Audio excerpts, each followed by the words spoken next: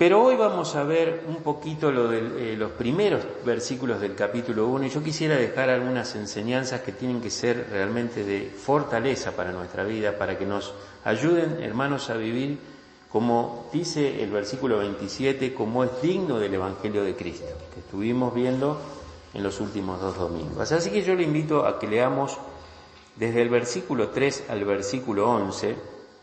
Podemos empezar del 1 para ver la presentación del apóstol Pablo allí, pero vamos a basar todo este tiempo entre los versículos 3 y 11 y el domingo que viene vamos a terminar con este sector, ¿no? Dice allí Filipenses 1:1, Pablo y Timoteo, siervos de Jesucristo, a todos los santos en Cristo Jesús que están en Filipos, con los obispos y diáconos, gracia y paz a vosotros de Dios nuestro Padre y del Señor Jesucristo. Doy gracias a mi Dios siempre que me acuerdo de vosotros, siempre en todas mis oraciones rogando con gozo por todos vosotros, por vuestra comunión en el Evangelio desde el primer día hasta ahora, estando persuadido de esto, que el que comenzó en vosotros la buena obra la perfeccionará hasta el día de Jesucristo. Como me es justo sentir esto de todos vosotros y por cuantos tengo en el corazón y en mis prisiones y en la defensa y confirmación del Evangelio, todos vosotros sois participantes conmigo de la gracia, porque Dios me es testigo de cómo os amo a todos vosotros con el entrañable amor de Jesucristo. Y esto pido en oración, que vuestro amor abunde aún más y más en ciencia y en todo conocimiento, para que aprobéis lo mejor a fin de que seáis sinceros e irreprensibles para el día de Cristo, llenos de frutos de justicia que son por medio de Jesucristo para gloria y alabanza de Dios. Hasta aquí nomás en la palabra de Dios. Ustedes saben de que algo dije el domingo pasado referido a esta iglesia de Filipos, una iglesia que se encontraba a lo que sería hoy el norte de Grecia. Y digamos, esta iglesia era una iglesia por la cual el apóstol Pablo estuvo sirviendo por muchos años. Si uno, digamos, de alguna forma le presta atención a la cronología, sobre todo que hay en el libro de los Hechos, uno puede deducir de que él estuvo más o menos 10 años con la iglesia de Filipos. Ahora, cuando él escribe esta carta, él estaba preso, estaba prisionero en Roma. Y obviamente se manejaba a través de cartas. Como dijimos el domingo pasado también, estar preso era de alguna forma padecer, estaba, digamos, inmovilizado prácticamente, seguramente tendrían algún tipo de castigo también especial y físico que ellos recibían, ¿no? Y consideremos que, por ejemplo, cuando él estuvo ahí en la cárcel en Filipos, fue llevado a la parte más oscura y más húmeda de la cárcel, al fondo, dice la palabra de Dios, donde estaban los presos más peligrosos, ¿no? Fue considerado como un preso de peligro, ¿no? Tanto él como Silas, que estuvieron allí en ese lugar, ¿no? Ahora, al leer uno de estos primeros versículos de Filipenses y en general la carta, ¿no es cierto?, uno podría pensar que él podría haber pasado ese tiempo en autoconmiserándose y quejándose, es decir, digamos, teniéndose lástima de él mismo, ¿no es cierto? Pero en lugar de eso, hermanos, en lugar de pensar de esa manera y de quejarse, él se regocijó y animó a otros a regocijarse. Está el muy conocido versículo 4 del capítulo 4 que dice: regocijaos en el Señor siempre. Otra vez digo, regocijaos.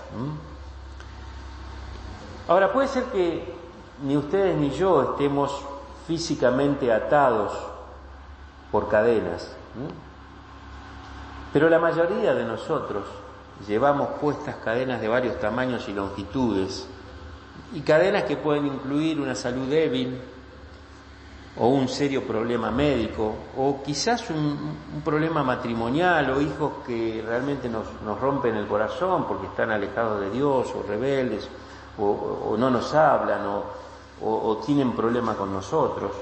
Puede ser que esas cadenas estén vinculadas a afanes relacionados con el trabajo, algo que decía yo antes, o tal vez tenemos padres de avanzada edad, donde lógicamente eso incluye, digamos, su atención, la preocupación que genera todo eso. Ahora, ¿cómo podía ser feliz el apóstol Pablo a pesar de sus cadenas? ¿Cómo podía él decir, regocijaos en el Señor siempre? Otra vez digo, regocíjense. ¿Cómo podemos ser nosotros felices a pesar de nuestras cadenas? Bueno, el texto de esta lección que podemos encontrar, o de esta enseñanza que podemos encontrar de los versículos 3 al 11, nos va a mostrar cuáles eran las claves de Pablo para poder ser feliz a pesar de estar atado a cadenas. En primer lugar, nosotros debemos pensar que debemos mirar el pasado con agradecimiento para con Dios. Leamos los versículos 3 al 5. Dice allí la palabra de Dios: doy gracias a mi Dios siempre que me acuerdo de vosotros, siempre en todas mis oraciones rogando con gozo por todos vosotros, por vuestra comunión en el Evangelio, desde el primer día hasta hoy. Díganme si esto no es asombroso, mis hermanos. El apóstol Pablo era un ser humano, ¿no es cierto? Pero era un hombre extraordinario que él dice, desde el primer día hasta hoy, oro con ustedes, oro por ustedes, con gozo. A pesar de que él estaba en ese tiempo atravesando una prisión, estaba prisionero, no podía ir a verlos, solamente podía escribirse, seguramente nadie lo visitaba en la cárcel, o muy pocos. Y él dice, doy gracias a mi Dios siempre que me acuerdo de vosotros. Y él en el versículo 4 dice, siempre en todas mis oraciones rogando con gozo por todos ustedes. Fíjense que él utiliza la palabra siempre, y utiliza la palabra todos. Es decir, que era algo que surgía en él continuamente, de tener en cuenta a todos los hermanos, de tener en cuenta esa congregación, no solo a algunos, sino a todos. Y esto, hermanos, nos lleva a nosotros a examinarnos a nosotros mismos. ¿Podrían decir otros de nosotros, de nuestra congregación, por ejemplo, cuando pensamos en ustedes, no tenemos más que buenos recuerdos? ¿Podríamos pensar así? ¿Habrá gente que piensa así de nuestra congregación? ¿Y qué, digamos, de la parte individual, o sea, como individuos?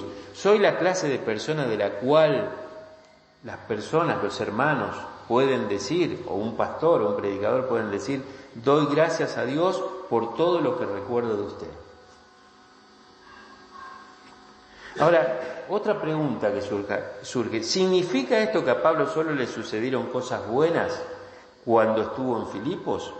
¿O que la iglesia era perfecta? De ningún modo, hermano, para nada. Y vamos a leer, por ejemplo, un texto que se encuentra en Primera Tesalonicenses, capítulo 2. Primera Tesalonicenses, capítulo 2 y versículo 2. Dice esto, hermanos: pues habiendo antes padecido y sido ultrajados en Filipos, como sabéis, tuvimos de nuevo en todo nuestro Dios para anunciaros el Evangelio de Dios en medio de gran oposición. Fíjense lo que él está diciendo a los tesalonicenses de Filipos, es decir, la iglesia que estamos estudiando, de los filipenses, o del lugar. Dice que ahí el apóstol padeció ultrajes en Filipos. Porque nosotros sabemos, si vamos al libro de Hechos, capítulo 16, ustedes se acuerdan allí, lo que pasó con el apóstol Pablo. Él llega a Filipos porque ve una visión, Dios lo manda a esa zona, él llega a ese lugar y van cerca de un río por allí, donde la idea de ellos era predicar el Evangelio, y ahí se encuentran con unas mujeres en la hora de la oración, de las cuales el capítulo 16 nos muestra a Lidia como una de las mujeres que sería referente luego de esa zona, ¿no? de Filipos. Y él dice, digamos que allí, bueno, tiene la bendición de conocer a estas mujeres. Después se van y se reúnen en la casa de esta mujer, la mujer cree en el Señor Jesucristo, se bautiza. Y había allí, en ese lugar, estoy sintetizando, una chica que ejercía la adivinación, que dice la palabra de Dios que le daba grandes rentas a aquellos que la mandaban. Entonces cada vez que lo veía el apóstol Pablo, a Silas, a Lucas, a Timoteo, que eran los que estaban en ese equipo, ella empezaba a decir irónicamente cosas agresivas contra ellos. Y bueno, ¿qué sucedió? El apóstol un día se cansó y oró, dijo, que el demonio salga de ti y que seas libre en el nombre del Señor Jesucristo. Y a partir de ese momento esa chica fue libre. Pero ¿qué sucedió? Los dueños de esa chica, que tenían grandes ganancias, la perdieron. Y ahí se armó un alboroto porque, bueno, obviamente terminaron en la cárcel. Ustedes lo pueden leer todo en detalle en el capítulo 16 de Hechos. Terminaron en la cárcel, los azotaron, fue allí donde, ¿se acuerdan? Hubo un terremoto, se abrieron las celdas, el carcelero se iba a suicidar con una espada. Pablo le dijo, no te hagas ningún mal porque estamos todos acá. El carcelero se convierte a Cristo, después toda la familia se bautizan, lo ayudan a Pablo, pero tuvieron un montón de oposición y de dificultades, a tal punto que después, en un momento, los tuvieron que echar de la ciudad. Los tuvieron que echar de la ciudad. Ustedes pueden leer esto todo completo en Hechos 16. Entonces, hermanos, estamos viendo que no era una iglesia perfecta ni que era un lugar fascinante para que Pablo estuviera. Sin embargo, él dice acá en Filipenses que él, desde el primer día hasta ahora que estaba escribiendo esa carta, él era feliz, estaba con gozo. Y eso era porque él miraba el pasado con agradecimiento a Dios, mis hermanos. ¿Qué quiso dar a entender Pablo con esto? Cuando dijo que todos sus recuerdos eran buenos. Bueno, tal vez cuando recordaba esos eventos desagradables que había vivido en Filipos, él veía el bien que resultó de ellos. Recordemos que la palabra de Dios en Romanos 8 nos dice que todas las cosas a los hijos de Dios que le suceden ayudan para bien, aunque hoy no lo veamos, mis hermanos. ¿A quién le gusta los padecimientos? ¿A quién le gusta pasar por enfermedades, por situaciones, por necesidades? A nadie. Pero Dios, que conoce todo, hace que las cosas en realidad puedan pasar porque son para el bien nuestro. Todas las cosas ayudan a bien.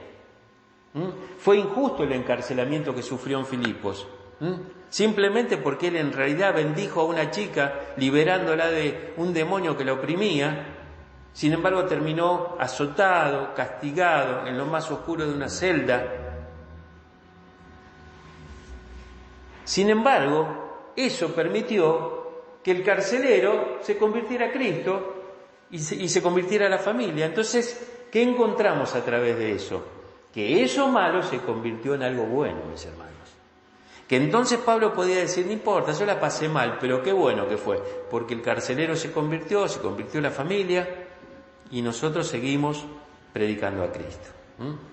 Ahora, nosotros no vemos las cosas así, porque nosotros vemos los males que nos suceden como males y no le vemos nada bueno a los males.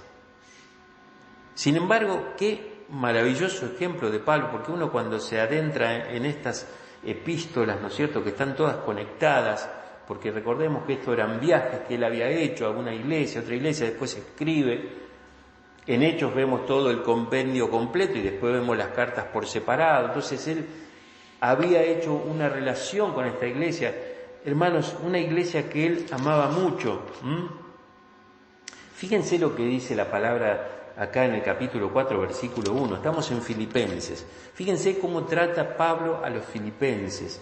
Así que, hermanos míos, amados y deseados, gozo y corona mía, estad así firmes en el Señor, amados. Ustedes saben, hermanos, que solamente trataba así a Pablo, a sus colaboradores, a Timoteo, a Lucas, a Silas, a todos aquellos que hacían. Él era muy cariñoso con aquellos colaboradores, pero acá trata así a una iglesia. A una iglesia le dice: amados míos, deseados, gozo y corona mía. Y le había pasado mal, hermanos, en Filipos. Pero él tenía el gozo siempre. Por eso es llamativo que lo que estamos estudiando, versículo 3 al 5, él dice, del capítulo 1, que siempre rogando en sus oraciones con gozo, mis hermanos, con gozo. ¿Qué pasa con el gozo? ¿A dónde lo tenemos? Ellos habían hecho comunión, dice la palabra de Dios, y lo vimos la otra vez, que la iglesia de Filipos lo quería mucho a él también, lo había ayudado. Acá aparecen un montón de frases como comunión, que es koinonía, participación, participa, participó. Es decir, todas estas frases o estas palabras que están en los capítulos 3, 2, 4, uno habla de que había una comunión entre ellos, había una koinonía, la iglesia lo apoyaba en todo sentido. Aparte sabemos que lo sostenía económicamente, le mandaba ofrendas. Los tesalonicenses lo hacían, pero los filipenses eran mejores todavía en esa actitud. Hasta le mandaron un regalo con Epafrodito. Lo vemos en el capítulo 4 de Filipenses. O sea que realmente, a pesar de todas las cosas que ellos estaban viviendo, tanto Pablo como la iglesia, porque recuerden que leímos este versículo 29 del capítulo 1, el domingo pasado, dice: porque a vosotros os es concedido a causa de Cristo, no solo que creáis en Él, sino también que padezcáis por Él, teniendo el mismo conflicto que habéis visto en mí y ahora oís que hay en mí. Una iglesia que también tenía problemas, persecución externa, tenía problemas internos. Recordemos el capítulo 4, Pablo trata de interceder, de ser un mediador entre dos hermanas. Por favor, tengan un mismo sentir, reconcíliense, Evodia y Síntique. Entonces había problemas, no era una iglesia, digamos, perfecta, pero había un amor mutuo, mis hermanos, había gozo. Hay gozo en nosotros, hay gozo en la iglesia. Realmente, como dijimos antes, los hermanos que pueden conocernos pueden decir que realmente de esta congregación tienen buenos recuerdos de nosotros. Bueno, eso es lo que realmente Pablo nos enseña, porque él miraba el pasado con agradecimiento para con Dios. Ahora, nosotros podemos concentrarnos en las cosas malas que han sucedido en nuestras vidas y acabar de ser hombres y mujeres amargados, o podemos recordar las buenas cosas, dar gracias al Señor y ser felices. Y yo quisiera leer un párrafo literal escrito por una poeta estadounidense que se llama Elia Wheeler Wilcox, que dice lo siguiente: la dirección de las velas a la manera como veamos la vida. Un barco se dirige al este y otro al oeste con los mismos vientos que soplan. Es la dirección de las velas, no la de los vientos, lo que nos dice la dirección a tomar. Al igual que los vientos del mar son los caminos del destino, cuando viajamos por la vida, es la dirección del alma la que determina su meta, y no la que lleva en la calma o el conflicto. ¿Entendemos esto, mis hermanos? El viento sopla, pero aún un barco que va hacia el oeste, y a lo mejor el viento va para allá, tiene más fácil el recorrido, pero el que va para el este, aunque tenga viento en contra, la misma vela, lo van a llevar con dificultades. Entonces, es la decisión nuestra de querer llegar, de querer avanzar, a pesar de que tengamos tiempos de calma, como dice acá, o tiempos de conflicto, porque nadie va a escapar a estas cosas, nadie va a escapar. Por eso yo siempre recuerdo la historia del rey Asa, hermanos, que está en Segunda Crónica capítulo 15. Es muy importante, 15 y 16, nos cuenta la historia, porque dice la palabra de Dios que cuando hubo paz en el tiempo de él, fue cuando ellos decidieron prepararse para cuando viniera el conflicto. Ellos decidieron prepararse allí, construir todo lo que ellos fueron construyendo en el tiempo de paz. Nosotros en el tiempo de paz, ¿qué hacemos? Nos divertimos, nos distendemos.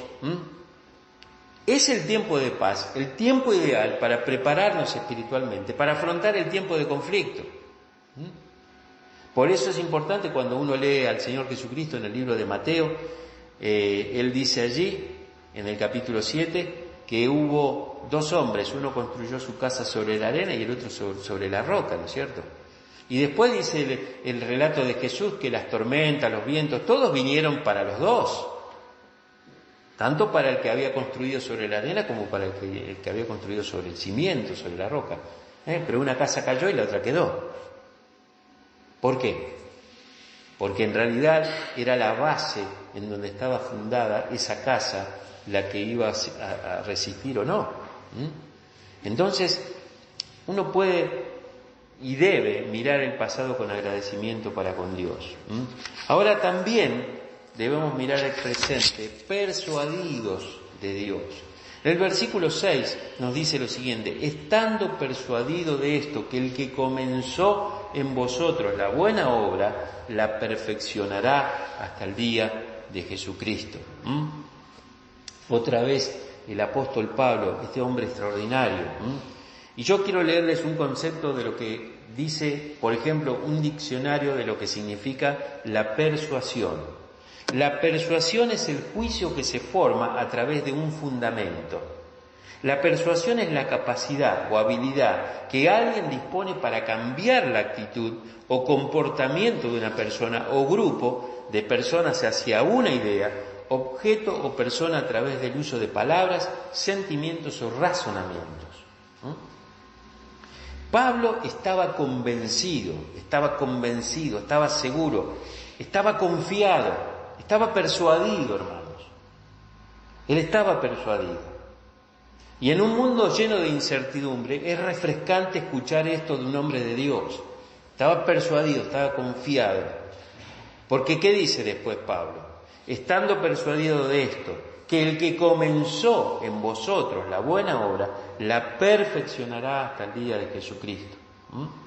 Algo interesante dice el capítulo 2 y versículo 13, acá de Filipenses 2:13 dice: porque Dios es el que produce así el querer como el hacer por su buena voluntad. Hermanos, es importante que el apóstol Pablo estaba persuadido no de él, sino de Dios. ¿De quién era Dios? Él estaba persuadido de quién era Dios, que había comenzado en los filipenses esa buena obra y la iba a terminar. Entonces esto es muy importante, mis hermanos, porque es ver el presente estando persuadido de Dios. Tenemos que estar persuadidos, convencidos. Dios es el que controla absolutamente todo. Y si Él comenzó algo en mí, lo va a completar. Porque esa es la idea de la palabra perfeccionar. Es algo que se va a completar. Y es importante porque Dios actúa en los cristianos de diferentes maneras. Actúa en nosotros por su palabra. Hebreos 4:12, ¿recuerdan? Porque la palabra de Dios es viva y eficaz y más cortante de espada de dos filos,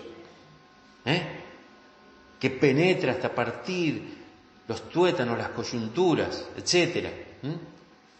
Entonces Dios ahora a través de su palabra, Dios actúa en nosotros por los eventos en nuestra vida. Santiago capítulo 1 y versículos 2 y 3 dice algo muy reconfortante, hermanos. Santiago 1, 2 y 3. Dice así la palabra de Dios: hermanos míos, tened por sumo gozo cuando os halléis en diversas pruebas, sabiendo que la prueba de vuestra fe produce paciencia. ¿Y qué tiene de reconfortante pasar por pruebas? No lo sé, pero acá dice que tengamos sumo gozo. No dice gozo, sumo. ¿Por qué? Porque el que comenzó en nosotros la buena obra la va a completar. Y a veces utiliza los eventos de nuestras vidas para que esos eventos nos lleven a completar la obra que Dios quiere. Romanos capítulo 5 y versículo 3 al 5 dice así la palabra de Dios. Romanos 5. Y no solo esto, sino que también nos gloriamos en las tribulaciones, sabiendo que la tribulación produce paciencia, y la paciencia prueba, y la prueba esperanza, y la esperanza no avergüenza, porque el amor de Dios ha sido derramado en nuestros corazones por el Espíritu Santo que nos fue dado.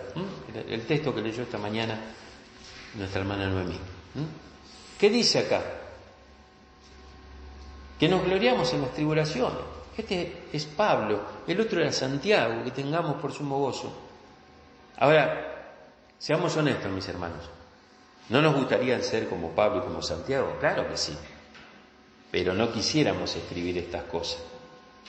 Tener sumo gozo por las pruebas. Gozarnos en las tribulaciones. No es fácil.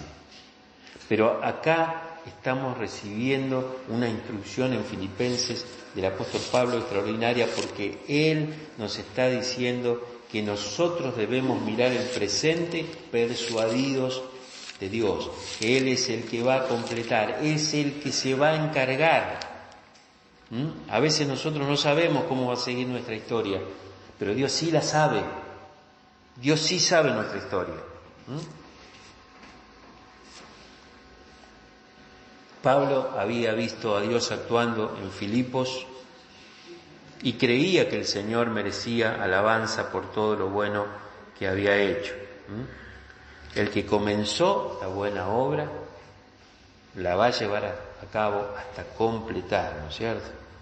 Porque el apóstol creía y estaba convencido, estaba persuadido de que Dios continuaría actuando en la vida de los filipenses, cumpliendo sus propósitos en ellos mientras el mundo permanezca, en este caso para con ellos. Y yo quisiera terminar en esta mañana buscando un pasaje bíblico en el libro de Corintios, 2 Corintios, y quisiera que con esto también completemos un poco el pensamiento de esta mañana. 2 Corintios, capítulo 4 y versículo 7. Dice así la palabra de Dios, 2 Corintios 4, 7. Pero tenemos este tesoro en vasos de barro, para que la excelencia del poder sea de Dios y no de nosotros. Pero tenemos este tesoro en vasos de barro, para que la excelencia del poder sea de Dios y no de nosotros. Es importante meditar en esto, mis hermanos. El tesoro no somos nosotros. El tesoro no somos nosotros. El tesoro está en nosotros. Lo tenemos, dice acá. No somos nosotros el tesoro, tenemos el tesoro. Y es el valioso mensaje del Evangelio de salvación a través del Señor Jesucristo. Lo tenemos en nosotros. Los vasos de barro eran los vasos comunes que se usaban en todos los hogares, mis hermanos. No eran costosos ni elegantes, más bien eran frágiles y frecuentemente se quebraban. Nosotros somos simplemente vasos de barro. Y el cuadro que aquí nos presenta el apóstol Pablo a los corintios es claro y es vivo. Vasos de barro. Los contenedores de barro eran comunes en cada hogar del antiguo mundo. No eran muy duraderos, comparados, por ejemplo, con el metal. Y eran inútiles si se rompían, comparado con el vidrio, que podía derretirse y volverse a usar, ¿no es cierto? Así eran baratos y poseían un valor intrínseco muy pequeño. Sin embargo, Dios eligió el poner su luz y gloria en los utensilios de todos los días, no en la porcelana fina, mis hermanos. Casi siempre somos atraídos a la cosa que tiene el mejor envoltorio, ¿no es cierto? Y los mejores regalos tienen muy a menudo la envoltura menos común. Muchas cosas entran por el envase, el envoltorio que tienen, el packaging, como le podrían decir otros. Sin embargo, Dios no vio la necesidad de empaquetar, entre comillas, a Jesús cuando Él vino como un hombre sobre esta tierra. Jesús no estaba avergonzado de vivir como un vaso de barro, mis hermanos. Dios no está avergonzado de utilizar vasos de barro como nosotros. Pero nosotros tenemos un tesoro. Esto es lo interesante. ¿Y cuál es ese tesoro? Bueno, ya dije algo recién, es el Evangelio glorioso y lo llevamos en nuestros pequeños y frágiles vasos de barro. Es por tal motivo que el apóstol Pablo escribió en el versículo 5 de este capítulo 4 de 2 Corintios, porque no nos predicamos a nosotros mismos, sino a Jesucristo como Señor y a nosotros como vuestros siervos por amor a Jesús. ¿Quién es digno de ser un contenedor de la luz y la gloria de Dios? Miren, la persona más inteligente no es lo suficientemente inteligente. La persona más pura no es lo suficientemente pura. La persona más espiritual no es lo suficientemente espiritual. La persona más talentosa no es lo suficientemente talentosa. Todos somos vasos de barro que tienen un gran tesoro inexplicable, mis hermanos. Inexplicable. Dios quiso usar nuestra fragilidad para llevar dentro de nosotros el tesoro más grande que cualquier ser humano puede tener, que es el Evangelio de salvación en la persona del Señor Jesucristo. Ahora, ¿por qué Dios pone un tesoro tan grande en vasos tan débiles? Para que la grandeza del poder sea de Dios y no de nosotros, mis hermanos. Para que la grandeza del poder sea de Dios y no de nosotros. Para que fuera evidente para todos los que tienen ojos para ver que la obra estaba siendo hecha de parte de Dios, no de parte del vaso.